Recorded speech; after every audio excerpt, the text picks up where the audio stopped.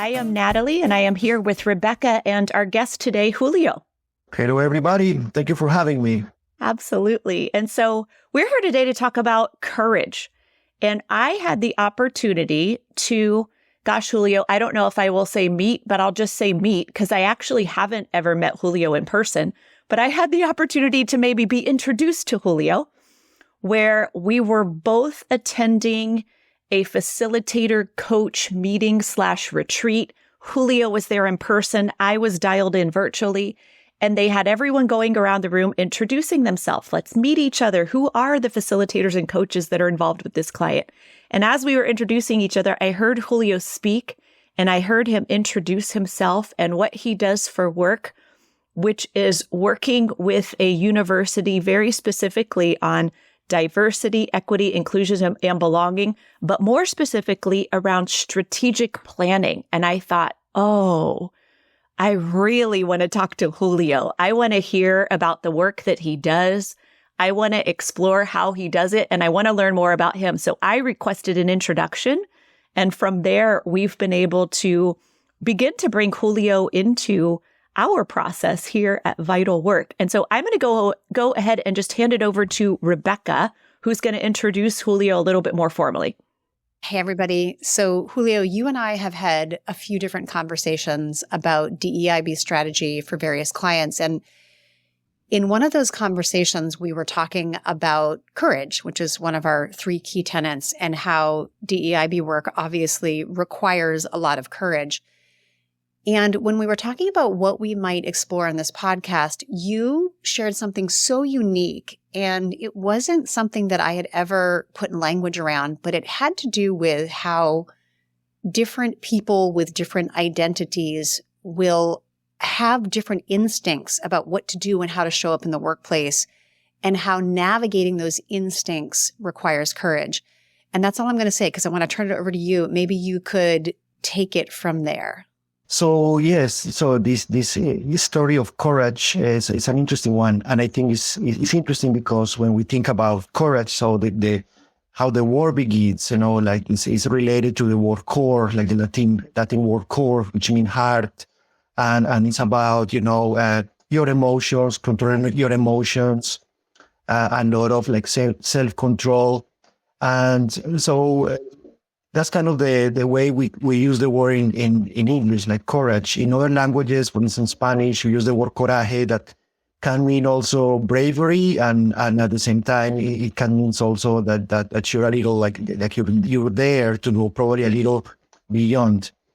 In English, it's mostly a very positive word, and it's related to that, to bravery, to be able to go above and beyond, and to take perhaps projects or initiatives that can be challenging, right? So the story that I have is about one of the different strategies that we use in this case to create evaluation teams and hiring teams that are fair. So that's our goal, fairness in hiring and evaluation. And so one of the things we were trying to discourage people to do was to have the meeting after the meeting. So you are in a meeting, people don't feel comfortable to talk. And so what happens is there's silence, and somebody says, well, it seems that everybody agrees. The meeting is over. And then there's a meeting after the meeting. Perhaps people who have more or less power, but usually have more power. They meet, they make a decision, and then the decision is communicated via email. And so in reality, the meeting didn't do much. So we were discouraging people to do that. We're saying, well, if there is a decision should be made within the meeting, we need to make sure that everybody feels safe to talk, that there are different strategies for people to be able to speak their minds, that maybe it's through an anonymous form, maybe we were discussing different things. And then I felt this act of courage. Somebody said to us, well, but you have to understand that for some of us, and then she used this word, she says, we might be sometimes too idiosyncratic, and we might need to check with somebody else. We might need to check with somebody else afterwards to make sure if what we understand is correct. And I was thinking for a while, like, how is this possible, right? Like, how So you have people in a room, and some people might just go with their instinct and say, this is a good idea, this is a bad idea.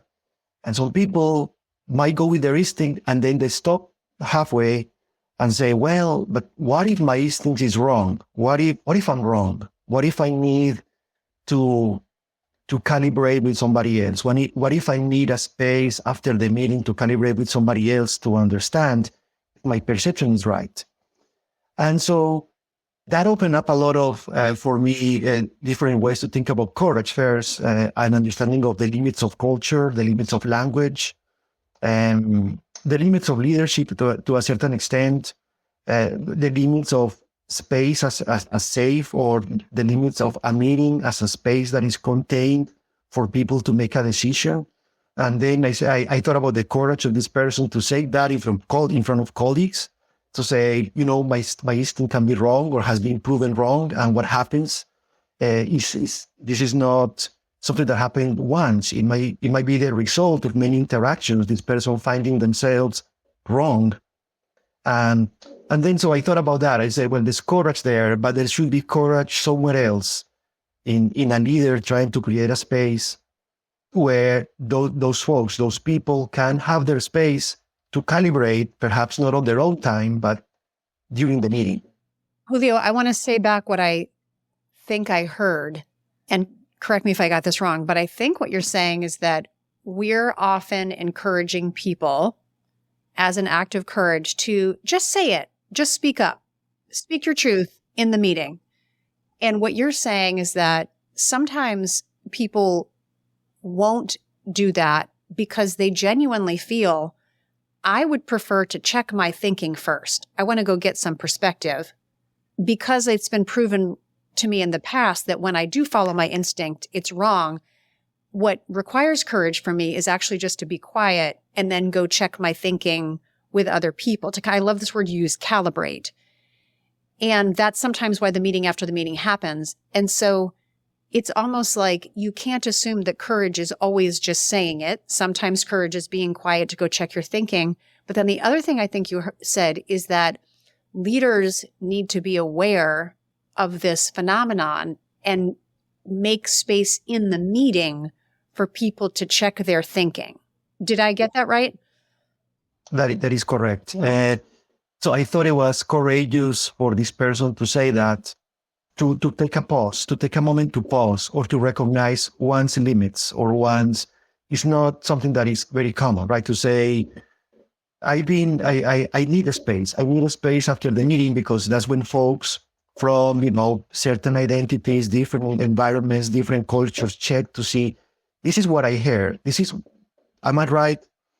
So I thought that was courageous. And then, there's courage too in a space where sometimes you are on kind of the backseat, hearing people talk and follow their instincts. And you know that there's something you want to say, but you don't understand that very well. You're trying to understand what the real issue is and how that affects you. And then so you need the space to calibrate. And you're right. Sometimes as leaders, it would take courage to stop the meeting at a certain point and say, okay, let's get in small groups.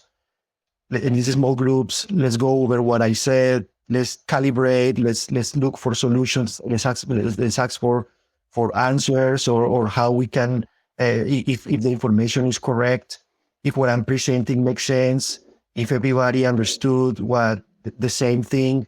And I don't think we do much of that, but what that makes is that one is encouraging the meeting after the meeting to happen, and some folks might follow their instinct and they don't need that meeting, whereas others need that meeting. And so there's energy, there's time that goes into creating the space and getting together and debriefing, right? What happened.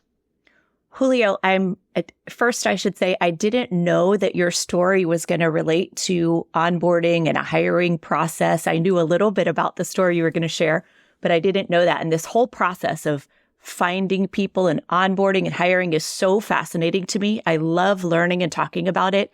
And so I have two questions for you. And I think the first one really is just a continuation of what Rebecca asked, which is around this calibration. And I think what I hear you saying is, let's avoid having the meeting after the meeting. Let's have people take some space and time to think about it. And then let's have some conversations where we're able to calibrate. And so when people are calibrating and checking in on their thinking, is that a process where people are saying out loud, this is what I'm thinking and perceiving about this individual. Does that sound right to you? And are they saying that to other people on the hiring team, or are they stepping outside the hiring team and checking in with maybe a person who's not involved with the hiring to just get an outside perspective? Well, I think that's an even more courageous thing to do, right? Like if as a leader if you are going to hire, or if you're evaluating somebody for a promotion, or and so you're kind of asking for feedback. And I think in the case of what we were trying to do is, fairness. And so fairness in hiring and evaluating. And when I say evaluating, so when we are referring in the institution that I work, we are referring mostly to the process of promotion. So promotion and what we call in academia, so tenure. The issue is that, so power is interesting. So if you have a group that has very different power, right? Like you have somebody with different hierarchies, more institutional knowledge, the person perhaps has a field that's very visible in a field, or the person has a personality that is very strong, right? Like there's a person who's very strong personality. And so they take more space, right? Like people used to take more space, and that happens. It's normal. Others are waiting to hear what the person is saying. So we were trying to encourage the team to create norms that lead the conversation, to create norms in the group that say, okay, this is how we're going to vote. This is how we're going to evaluate. This is what we're going to say, but about a candidate, this is the information we're going to share. This is the criteria. We're going to always use the criteria for any questions we have. What if there's a off topic, like somebody tweeted something 20 years ago, 10 years ago, or somebody, what do you do with that kind of information? So information that is probably extraneous or outside of the dossier that the person submitted. So it was in that context that we were saying, well, we should create a space for everybody to feel safe to talk, to feel safe to express an opinion. So what community norms do we have to create ourselves for people to express their opinions? And so when the person said, that's what we said, the meeting after the meeting, right? Like the meeting after the meeting shouldn't happen. Everything should happen within the context of the meeting. And the person came with this curveball and said, hold on, but if you take the meeting after the meeting, what is going to happen to folks who might need more time and more time to deliver it with somebody else, to understand what's happening, to understand if what is being proposed, if what is being said makes sense? Because when one comes from a different culture, one might judge things in a different way. Somebody might seem very quiet for some people, and they might say, well, I don't know, this person is the right choice. This person seems to be very quiet. For some people, they might say, wow, this person is very quiet. It seems that the person pays attention. So the loud voice can say, well, this quiet person is not good for the team. The other person might say, actually, that's the person we need. But you might not feel safe to say that. You might feel the only one. It happens a lot that in situations, there are people who are just the only one. And those people need time to think about issues. And instead of making that space outside, what it would take to create the space inside. So you stop the meeting, you create small groups, small teams, people talk about what happened, maybe some debriefing questions, and then they start the process that you said, Natalie, this is what I understood. Is that correct? This is the questions I have. This is my perception. And sometimes that can create a little bit of an anonymity. If you are working in a small group, it's not you saying that, it's the small group saying this. This is what my group reflected on. This is our highlights. And that sense of anonymity sometimes might help people to ease up a little bit and share more. Julio, I'm curious. I love the idea of being able to calibrate and taking the group and breaking off into small teams, and maybe it feels more safe. But what if your hiring committee is not that many people? I mean, what if you're 3 people on the committee? And I recognize, let's not have the meeting after the meeting. Let's create some space to process what we're thinking and check in maybe with each other, maybe with other people. I think what I'm trying to get at is when we're calibrating, is it best to calibrate with each other who are in the room together? Or is it best to step outside of the hiring committee and calibrate with maybe someone else in your life? So, it's interesting. That's interesting. Because of course, like the nature sometimes of the issues that are discussed in a committee might be confidential and one doesn't want, to share that information with anybody else. So it should happen within. So when you have a small team of 3 people, of course, it's easier for this process to happen. But it can be difficult because people don't want to show up in a certain way. It has been my experience, right? I have this particular view of a person or of a situation, and because it's particular, because I come from a particular culture, right? Like particular understanding of family values and situations. There is perhaps, I would say that in occasions, folks who feel they are idiosyncratic, right? Like this general idea, right? They might feel that, and it's a process. This is not comes from from a vacuum. They might feel that in situations where they have spoken, there has been, for instance, silence afterwards. So like what we're talking is about culture, like the culture of a place. Like if somebody enters a space, enters a culture, a workplace culture, the person, those laws usually are not explained, are not written anywhere. The person has to start living in that workplace culture and understanding what is happening. And the person might understand that they're saying something right or wrong, depending on, say, for example, somebody saying that's a good idea. But when there's silence, the person might say, oh, that wasn't a good idea.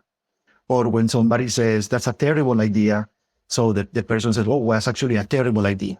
So the person might start kind of bumps here, the person bumps in the situation, the person is able to move faster in this other situation, and then the person calibrates or understands the culture, the workplace culture. I'm allowed to say this, I'm not allowed to say this. It's okay for me to talk about this issue. It's not okay to talk about this issue. If I say this, I'm going to be pushing the envelope. So perhaps I should be more quiet. And that takes kind of months, it takes a long time. And so if you're in a small space and those dynamics, the person already knows those dynamics, it's going to be difficult for the person to say what they think. It's going to be just difficult. You know what? I was thinking about, could we bring this conversation down to an example? And I was thinking, Natalie, I think your question is good. Like, let's just say we've got 3 people on a hiring committee. And let's just say that we've got a white male, a white female, and a black female. Let's just make that up. And let's just say that I think where we're going is ideally what would happen on that hiring committee is that the leader of the committee or the leader of the team will work to make it safe for those 3 people to talk openly in the meeting about their different perspectives. And they're all going to have different perspectives. We've got a male, we've got female, we've got people of color, we've got white people that they could bring to each other's attention. They could check their own thinking, right? That would be ideal. And so best case scenario is that we as people are creating norms where doing that courageous act of calibrating my thinking live right now, real time, is less risky because it just becomes the thing we do. But I think also there's going to be situations where, let's say in our example, the black female she's listening to what her 2 white counterparts are saying, and she's saying to herself, there's a lot here that these people aren't aware of, but I need some time to go process before I'm going to be able to bring that back to them well, right? Like, so in that case, courage for her might be to say something like, this feels like an important hiring decision. I think there's a lot here. And I have some perspectives that I feel like I need 24 hours to just sit on. So courage for her might be to say, I want us to check our thinking, but I know that the way my brain works is I need some time. And I'm using this example because I personally am a person who needs time to reflect quietly before I can bring my best thinking back to a conversation. So yes, we're trying to create norms where the calibration can happen real time, but we're also trying to make it safe for people to say, gosh, you know what? I need some time on this before I can bring my best thinking back to the group and before I'm ready to discuss.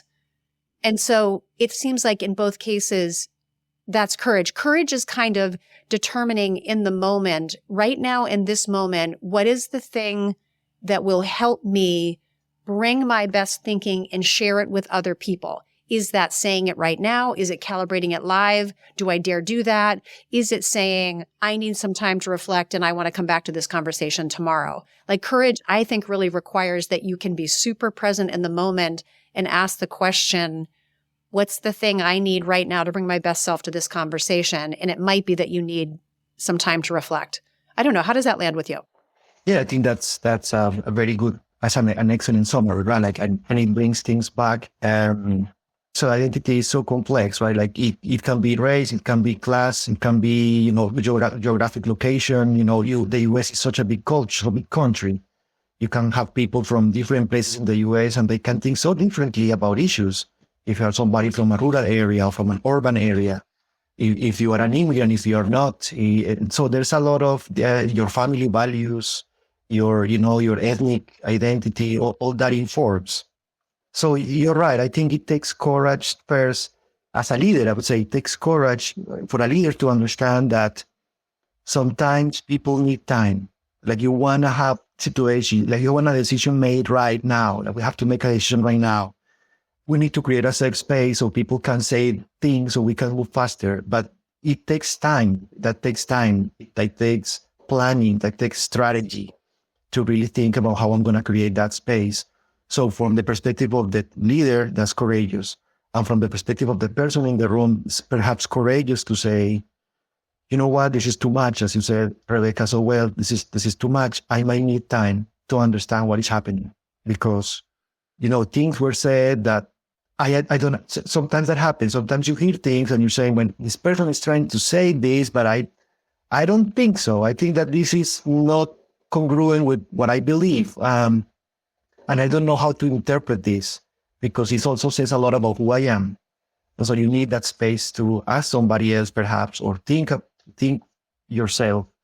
And of course, it slows things down. And in this world where we want to make decisions and move fast, of course, slowing down seems a little counterintuitive, but in a situation like courage is perhaps the best decision.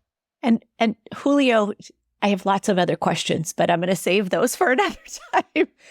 One of the things that we really try to do with our podcast is leave people with what we call is the one big thing that they could do. And so if we have people in our audience that are really wanting to lean into being more courageous in the way that they're onboarding and interviewing and hiring people and really leaning into making sure that they're being fair and open around diversity and DEIB, what is one thing that you recommend people could do that would begin that journey for them?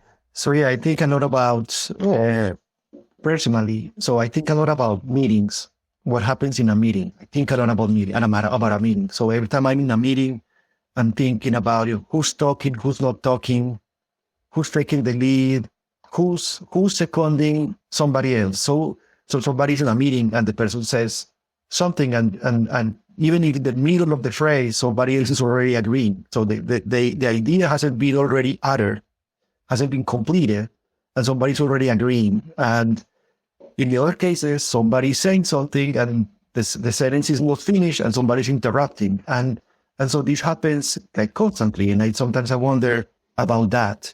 And I would say just to me as a person, right? Like as a person who's also in the workforce and who's been in a lot of meetings, all kinds of different meetings for all kinds of different purposes. It's about like pay attention to meetings. And if possible, try to create norms that make sure that people know how the space is going to work. It's not a guessing game. So people might get into a space and they might need, X number of meetings to understand how the meeting works. But if you have some norms or some agreements on how the space is going to function, it's just going to be easier for people to understand. And so I would say that that's the big thing. And it can look like something, for example, for oneself, I'm not going to be the first person who's going to talk. I'm going to listen. So if somebody likes to talk a lot, right? Like somebody sometimes people like to talk. And so perhaps this person might say, I'm going to refrain from being the first one to speak. I'm just going to be the second. Every time that I'm in a meeting, I'm just going to be number two. I'm just going to say the second thing. But as a leader, having meetings, we're going to start with a debrief, or we're going to do a little bit of a check-in with each other. We'll start every meeting with a small check-in of how everybody's feeling. We are going to make sure that everybody speaks before we make a decision. Like we are going to make sure that we're not going to make a decision if we didn't have a small time to check in with each other. So it can be a lot of different ways that you put your culture into writing, that you make your culture is written, so that people can access that, and that makes sure that the space is more equalized. If you have a great knowledge of the culture, of course you're going to excel. But if you're making sure that everybody has similar knowledge of the culture, everybody is going to excel. Julio, you know what this makes me think of is we have maybe in the last year or so begun talking with leaders about culture and group norms, and that their job is really to shift group norms. And we often get the question like, well, how do I change group norms? And so the language that we use around that, and Nat, maybe we can leave this for our listeners as their, download, is that the way a leader influences group norms is by what they demonstrate, by what they reward, and by what they discourage. And so I think a lot of what you said is about what am I demonstrating, calibrating, and checking my thinking? Am I rewarding that when it happens? Am I discouraging the opposite? So for those of you listening, if you're like, okay, but how do I change group norms? Your 3 verbs are demonstrate, reward, and discourage. And we'll leave that at the end in the show notes as a download. And I would just add one more thing, that if you're not a formal leader at the meeting, or you're not a formal leader in the organization, I think that really comes back, a lot of what you said, Julio, especially around looking at meetings, it comes back to being really intentional about your culture. And so sometimes it's just a conversation that colleagues are having around what's okay and what's not okay at meetings. And let's agree to that and dive in. And I love where we brought this. Yeah, I think that's very courageous. That's very courageous to have a discussion about kind of the meta meeting. You take a level up and then you think about your meeting.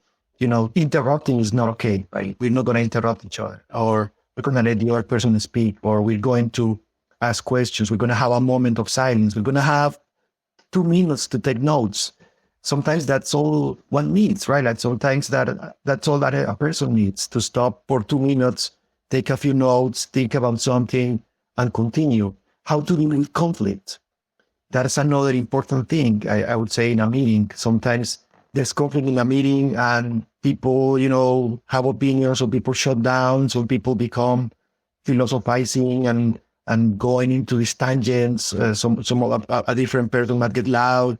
We are all like writing our emotions. So in a situation like that, how are we going to interrupt the emotion? Are we going to take a moment to write down something?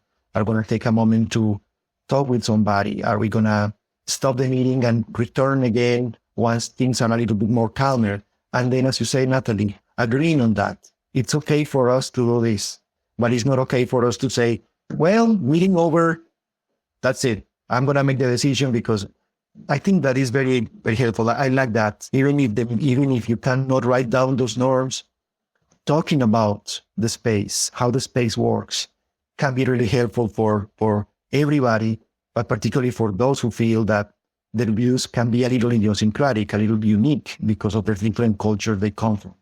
Julio, this has been a great conversation. I think Natalie and I both feel like we could talk about it at length and in many different ways, but we're going to wrap by turning us to something that actually might require courage, but is a little bit less hard and a little bit less important, which we call we call it something different every podcast, but it's like a little thing. So each of us share a little thing about ourselves that most people don't know or would be surprised to learn.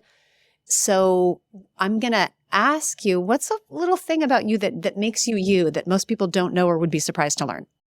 So when I was young, when I was like 17 years old, I was part of a youth group. And there was this person in this youth group who played the guitar. And so they sang.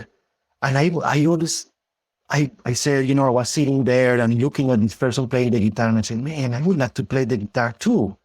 And I didn't have like music classes when I was in high school or middle school but I wanted to play the guitar. So I finally connected with this person. I said, oh, would you teach me to play the guitar? I would like to play the guitar with you. I would like to accompany you. He said, sure. And we started playing the guitar, and I had, I think, still good memory, and I was able to name all the chords and learn that very quickly. And so I continued with working with them, but it was very interesting. So people don't know that I play the guitar because I never talk about it, and I like playing, very, very little, but I still can do a lot of things. But the problem came when I had to sing. So it was always half a tone or perhaps a quarter of a tone, either up from above or below. I could see a person like sitting next to me or the audience or even, the person who was kind of directly giving me looks. And I was like, what is happening? And then somebody said, look, you have a very good memory and you can play the guitar okay, but your voice. And it's not really that you're like a whole thing off. It's just the half a tone that is making people really, like out of it. They cannot take it. And then I said, well, but I would really like to play the guitar. And he said, well, and so I created this thing that I always had to have somebody to sing with me. Like I couldn't sing, but I can play. So always finding the person, always trying to follow what the person likes. Is it like this, it's A, or is C? What do you need?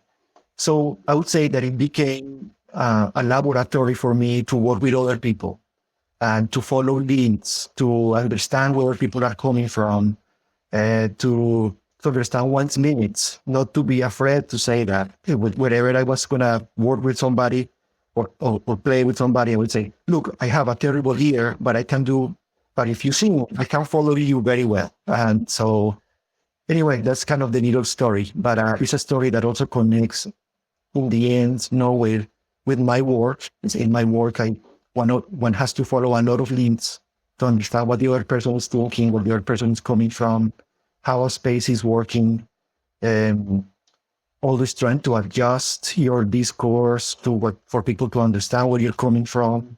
And so that the message that one brings is understandable and it's accepted by others.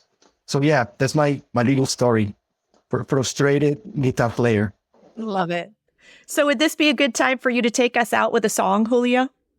Oh, no. You know what? That would discourage the audience from yes. So good.